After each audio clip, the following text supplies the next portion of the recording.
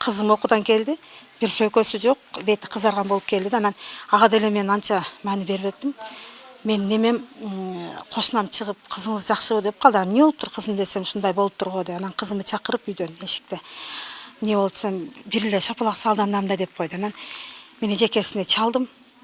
Чалсам, ооба мен немем бар, азыр ушул эжеке үйүңө барат деди. Анан келип, мен эмоцияга алдырып койдум. Башка кыздар менин жиниме тийди эле дейт. Анан бунун эжекенин кызы бирге окуп атпайбы?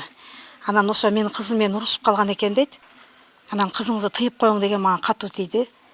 Деп анан кийин эми бир эле шапалак урдум, кечирип коюң деп кеткен. Эртеси үйдө турсам эле мага WhatsApp'тан баягы видео келип атат да. Анан мен видеону алдым дагы директоруна бардым. Мына эмне деген неме десем, ал директор дагы шок болуп калды да, чындап. Анан ал жерде дагы ата-энелер барды, бардыгы неме болуп, анан ал жерде деле кечиришип, эми анын деле 5 баласы бар экен, мугалим жаш экен. Анан ошол боюнча болуп калды.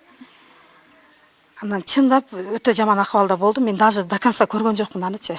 Кантип жетип барганымды деле билбейм да.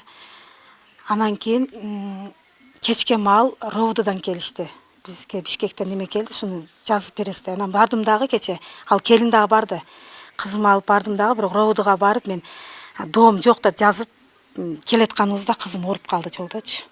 Кусуп, өтө жаман акыбалда болуп, анан судорог болуп, анан туура хирургияга алып келдик, анан больницага алып койду да. Мунукун ошо неме болуп калган деп, сотрясение деп.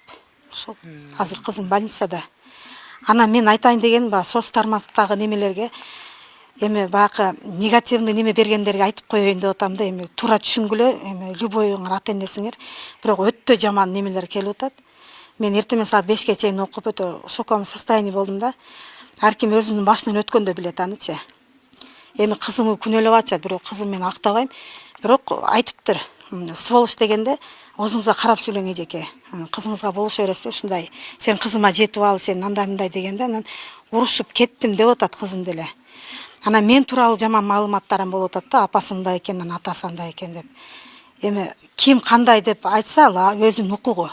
Бирок эми туура маалымат кетсин дейм да. Ушул. Менчи бул мугалимде деле кетсин, анан мындай болсун дей албаймын. Себеби ал деле эми 5 баласы бар экен, жаш кадр экен. Иштей берсин. Мен айттым, кечирдим дедим эле. Просто больницага жаткандан кийин маалымат кетип калат экен да. Түнү саат 2де РОВДдан келип менден заявление алып кетишти да. А так менин мындай жаман деле оюм жок.